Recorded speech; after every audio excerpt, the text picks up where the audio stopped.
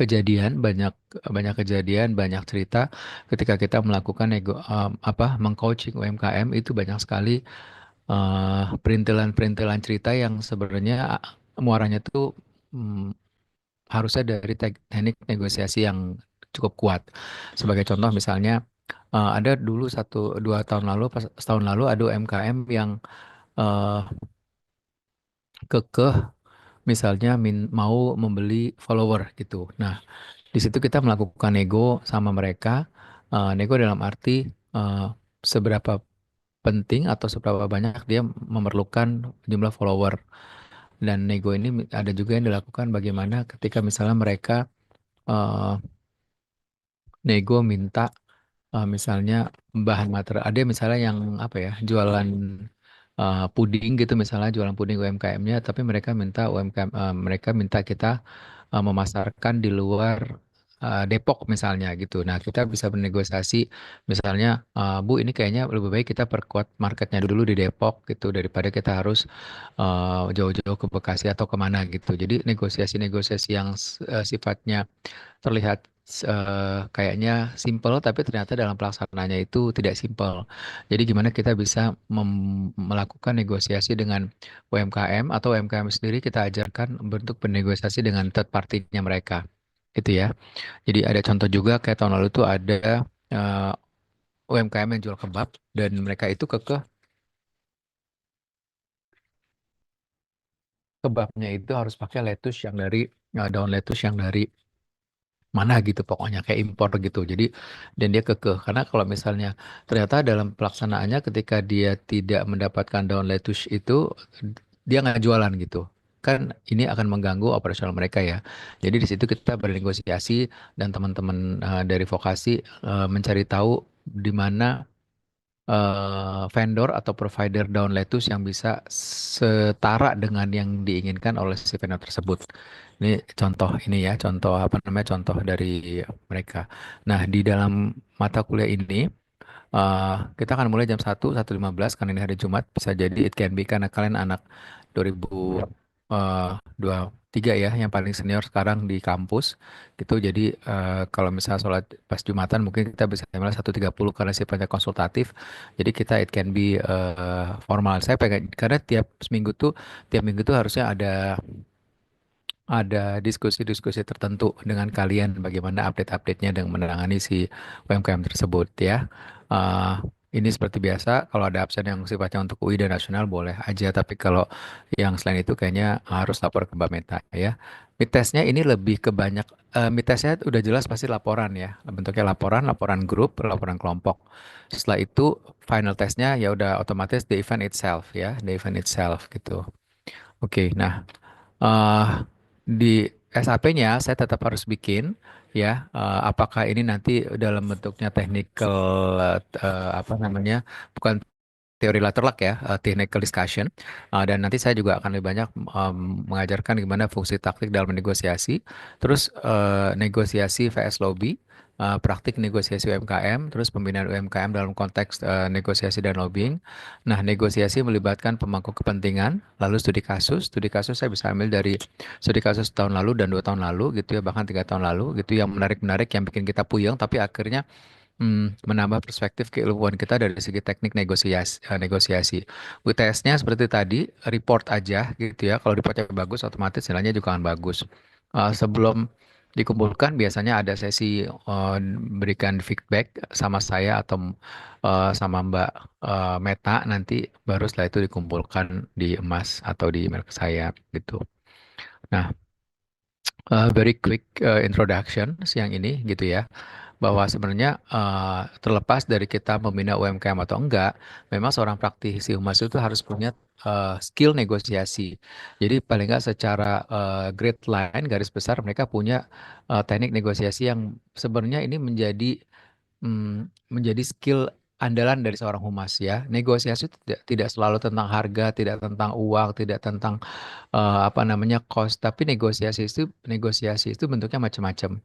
Kalau nanti Anda magang gitu ya, internship, atau Anda kerja beneran di industri memegang satu posisi, negosiasi itu akan bentuknya macam-macam. Bisa jadi ketika Anda sebagai PR consultant, Anda melakukan negosiasi dengan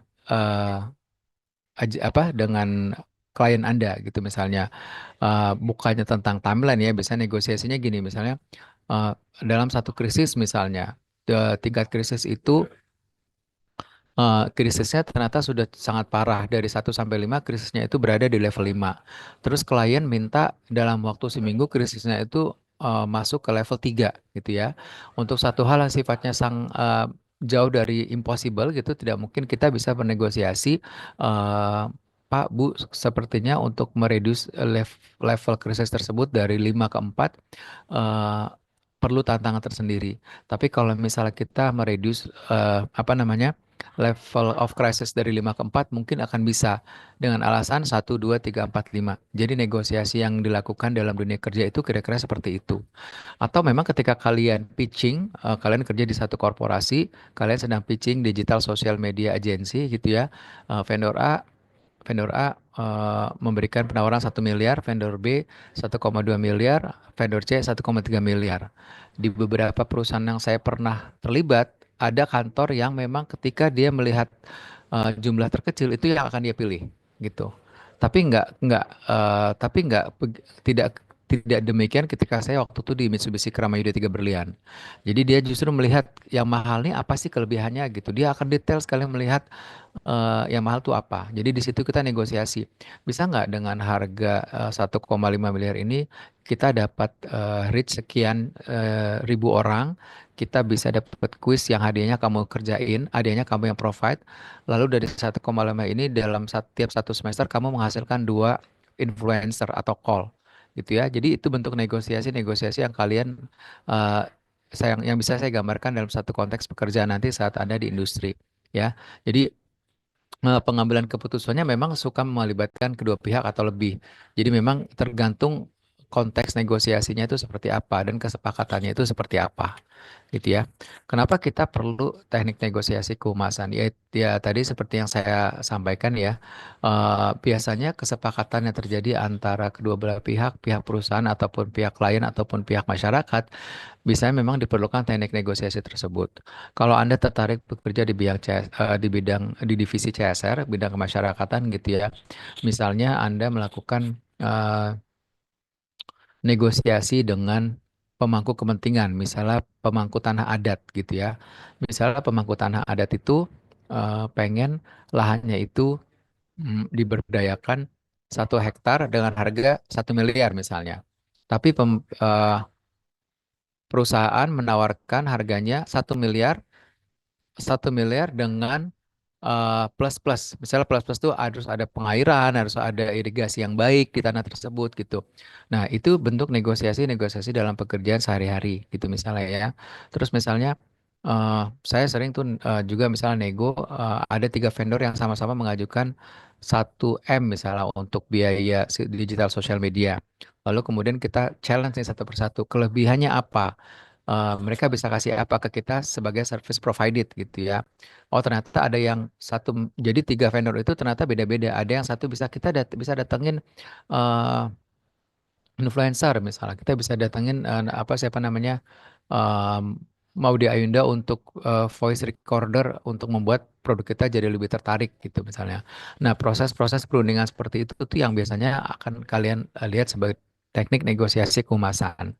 Atau ketika Anda bekerja sebagai humas, terus ada satu berita publikasi di koran, misalnya di Kompas, di Detik, terus Anda mengirim rilis gitu ya, terus bisnis Indonesia mengangkat bahwa Mas ini rilisnya kurang tajam, bisa nggak dikasih satu sifat yang dikasih satu tambahan value news yang membuat pembaca tuh tertarik sehingga kita bisa publish ini. Nah itu adalah bentuk satu negosiasi juga ke media relations misalnya. Jadi misalnya kita bilang, Mas kita udah nampilin ini nih Mas, bisa nggak Mas disebutin angka sales? Wah nggak bisa Mas. Kita nggak bisa sebutin angka sales karena kita kan perusahaan tertutup, bukan terbuka gitu. Jadi negosiasi-negosiasi itu yang bakal nanti kalian bisa pelajari dan kalian temui ya. Ini saya di pertemuan pertama menyampaikan yang sifatnya technical general dulu. Jadi kalau misalnya menjembatani kedua kepentingan berbeda, misalnya antara kita dan konsumen. Misalnya di kantor eh, dulu ada komplain tentang produk gitu ya. Komplain tentang produk itu pasti komplainnya ke customer. service gitu ya. Nah, customer service ini diskusi ke humas ke saya bahwa pelanggan itu akan mengancam mengangkat ke media gitu ya. Nah, sebelum misalnya ancaman itu terbukti, kita bisa melakukan negosiasi dengan customer misalnya, Pak, kita akan mengunjungi Bapak dan mengetahui duduk perkaranya mengapa Bapak melakukan komplain. Terus kita bernegosiasi dengan pelanggan misalnya bahwa ya Pak, ini kan masalah yang sebenarnya bisa diselesaikan secara profesional antara perusahaan dan customer misalnya. Jadi tidak perlu ranah media tahu. Nah, itu teknik negosiasi yang juga sering digunakan dalam konteks media relation atau media engagement atau customer engagement. Ya, jadi kalian mungkin nanti akan eh ini semester berapa sih? 4 ya? Ya nanti semester 4, tanggal semester 5 kalian udah mulai mulai internship. Di situ nanti akan ketemu studi case seperti ini gitu ya. Nah, ini jadi memang ketika kita melakukan negosiasi, ya pasti kita memfasilitasi jalannya negosiasi. Humas itu seringkali dapat kerja dadakan dalam konteks kita nggak tahu apa-apa nih. Misalnya divisi A berantem sama pemangku kepentingan, tiba-tiba Don bantuin dong negosiasiin ini. Kita tuh lagi bete sama si misalnya lurah, camat atau apa, bupatinya bla bla bla segala macam gitu. Akhirnya kita cari duduk perkaranya dan kita jadi fasilitator jalannya negosiasi gitu ya. Moderator kadang-kadang jadi ya. Nah, terus seketika kita memfasilitasi jalannya negosiasi, otomatis kita harus membuat negosiasi itu lebih efektif dan efisien. Sebelum negosiasi dilakukan, ada baiknya kita melakukan persiapan talking point. Teman-teman tahu talking points?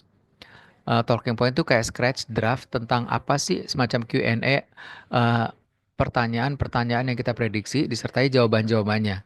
Jadi ketika kita ditanya sama third party, pemangku kepentingan, kita udah punya jawabannya gitu ya, punya alat tangkisnya gitu kalau bulu tangkis gitu ya. Jadi ketika dia melempar apa sesuatu bola panas kita tangkis karena kita udah siap-siap dengan technical negosiasinya. Lalu kemudian memperpendek durasi negosiasi karena semakin panjang kadang-kadang semakin aneh-aneh nih orang permintaannya gitu ya. Jadi tugas kita adalah memang bisa kalau bisa si durasinya negosiasi itu diperpendek dan tujuannya cepat tercapai gitu ya supaya goals dari negosiasi itu tuh cepat didapat. Itu sih simpelnya. Jadi dalam konteks satu UMKM juga misalnya ada beberapa eh, ada pernah kejadian ini perusahaan apa bisnis keluarga gitu ya. Nah, jadi teman-teman tuh 5 orang tuh bingung kalau ngomong saya Mas, ini saya bingung ngomong ke bapaknya begini, ngomong ke ibunya begini, ngomong ke anaknya terus nggak setuju promosi melalui Instagram, maunya hanya TikTok aja.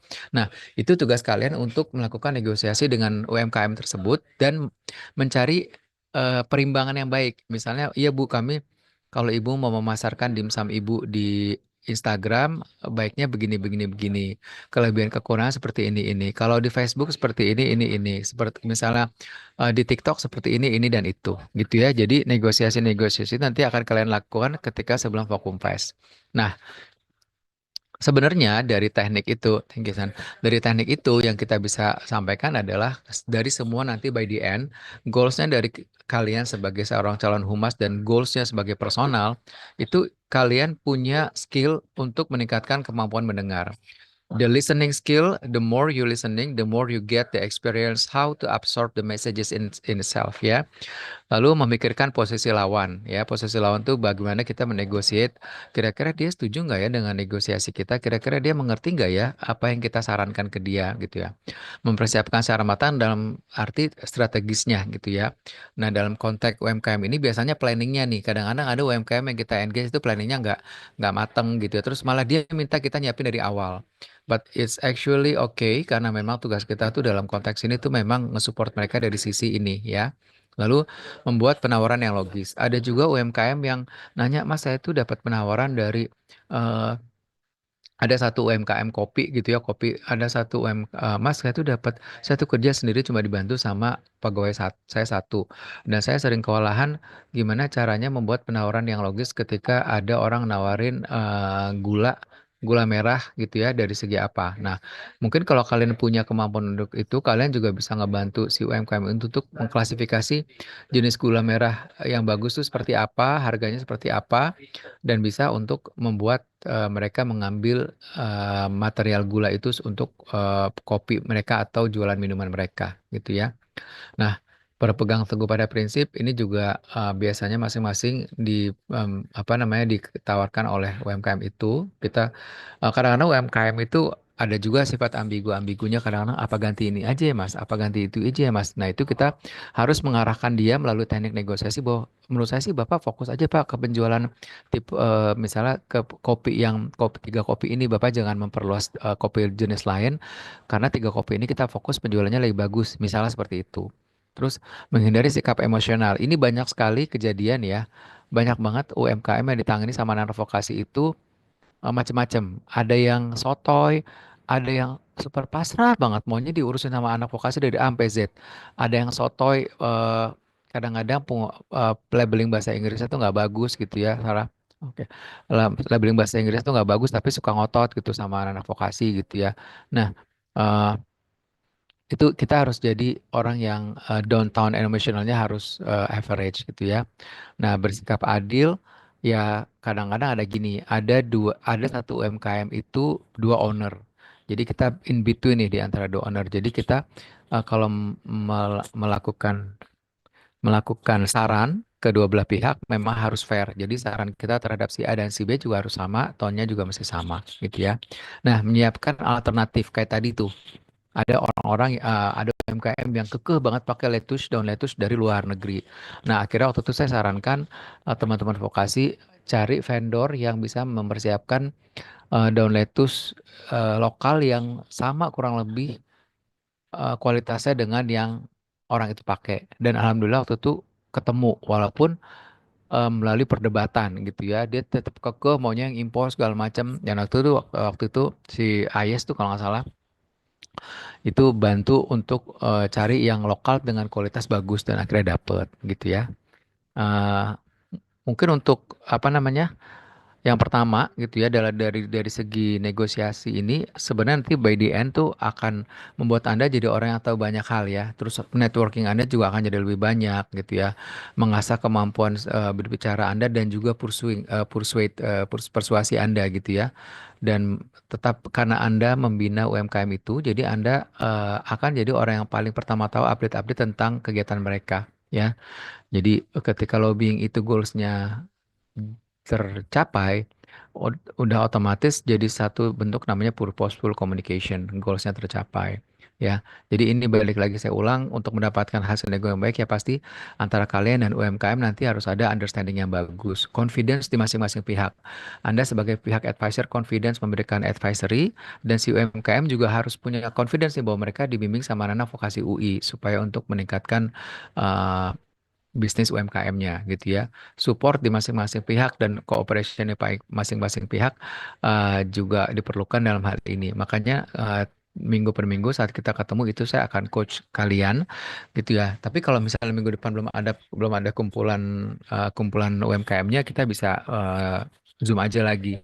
Biasanya kalau yang tahun lalu itu sebelum ada pembagian UMKM saya eh, biasanya masih Zoom, tapi ketika udah ada pembagian UMKM, baru saya maunya online karena per grup itu nanti akan saya tanya-tanya mereka update-nya sampai mana mensupport si UMKM itu. Ya, ini tahapan-tahapannya ya. Jadi perencanaan udah pasti yang sekarang kita lagi de- melakukan. Peraturan kalau misalnya dia yang berhubungan dengan makanan gitu misalnya, teman-teman harus tahu apakah nanti ketika misalnya orang misalnya jualan kopi kemasan itu kan harus ada izin dari BPOM dan MUI dan sebagainya gitu ya. Jadi ini mesti diketahui apakah definisi peraturan-peraturan itu kalian mesti tidak harus menguasai sampai detail atau sampai sampai expert gitu. Tapi paling tidak secara garis besar kalian harus tahu kalau memang misalnya dia dijual di market yang secara agamais, misalnya Depok concern dengan hal-hal tersebut, teman-teman harus tahu untuk hal itu gitu ya. Nah, eh, tawar-menawar dan penyelesaian masalah, ya itu biasanya memang ada beberapa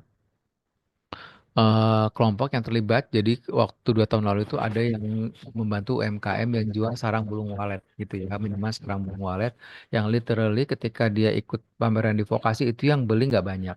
Tapi mereka juga sadar bahwa dengan eh, karena mereka harganya mahal untuk ya jadi satu satu gelas minuman itu sekitar berapa puluh ribu gitu dan untuk sedangkan khasiat di si sarang burung walet itu akan berkhasiat kalau diminum sekitar 3 sampai 5 kali gitu ya. Jadi inilah yang memang sekalian tuh mesti bantu untuk mereka ya. Walaupun end of decision-nya itu sebenarnya di UMKM tersebut, tapi sebenarnya kalian punya andil untuk atau punya privilege untuk membantu mereka dalam konteks tawar menawar selama tidak berhubungan dengan keuangan gitu ya, tapi hanya sifatnya menyarankan. Jadi nanti kalau misalnya kalian sudah ketemu UMKM, yang penting ketika melakukan eh, tawar menawar itu harus jelas gitu hitam di atas putihnya saran-sarannya. Terus kalau penutupannya sudah acara sudah selesai, yang penting itu cek lagi dokumen yang sudah disepakati, terus poin-poin apa untuk menghindari salah pengertian, terus uraikan dengan jelas ketetapan persetujuannya dan juga kalau bisa sih buat secara tertulis. Kalau dulu sih saya suka kasih tahu teman-teman kalau misalnya in case ketemu, kalau ada diskusi-diskusi yang sifatnya advisory, suggestion direkam, tapi rekamnya diizin aja. Tujuannya supaya mereka tidak lupa, tujuannya supaya mereka tidak lupa dan kalian juga tidak lupa gitu. Walaupun kalian dicatat cukup tidak lupa sih, tapi kalau kita rekam, sebenarnya kita punya proven track bukti untuk apa namanya merepeat ulang apa yang kita diskusikan dengan mereka, gitu ya. Gitu sih teman-teman. Paling introduction-nya untuk hari ini kurang lebih seperti itu.